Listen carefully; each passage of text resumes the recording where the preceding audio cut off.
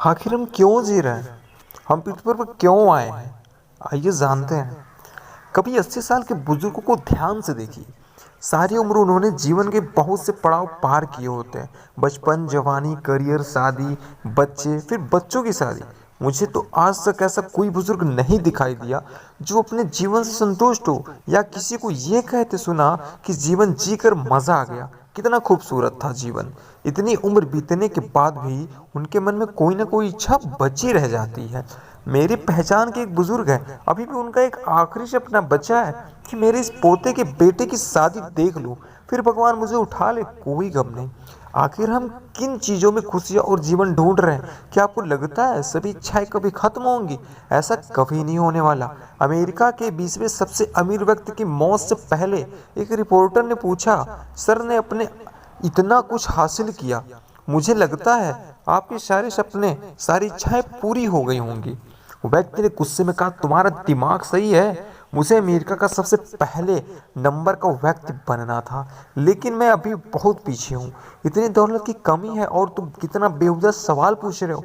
बेशक आपके लिए दौलत इंपॉर्टेंट है, लेकिन एक बात याद रखना, जितनी दौलत बढ़ती है इच्छा भी उतनी ही बढ़ती जाती है। हमारे भारत के एक अमीर बिजनेसमैन है, मैंने सुना उनकी एक टी शर्ट की कीमत 3 से 4 लाख तक होती है और एक बार पहनने के बाद वो उसे दोबारा नहीं पहनते हैं। अब हम किसी को जज करने वाले कोई नहीं होते, लेकिन आप जीवन भर बेतुकी चीजों में स्टैंडर्ड मेंटेन करने नहीं आए। इच्छाओं और शो ऑफ करने का कोई अंत नहीं है।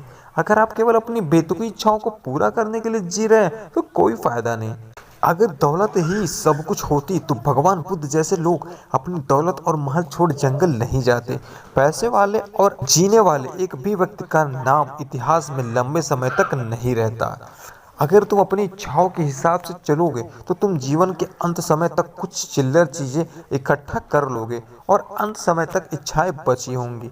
ऐसा जीवन मुझे मिले तो मैं अभी मरना पसंद करूंगा। आप दुनिया में हो तो एक एक पल का इस्तेमाल करना, जीवन से प्यार करना और किसी ऐसे मकसद के लिए जीना शुरू करो जिसे हासिल किए बिना तुम्हारा जीवन व्यर्थ है। कुछ लोग कहते हैं मेरे जीवन में ये समस्या है, किसी की मौत हो गई, कोई छोड़कर चला गया। एक बात बताओ, हम सब अकेले आते हैं, अकेले जाते हैं, फिर क्यों 1000 चीजों से दिल लगाते हो?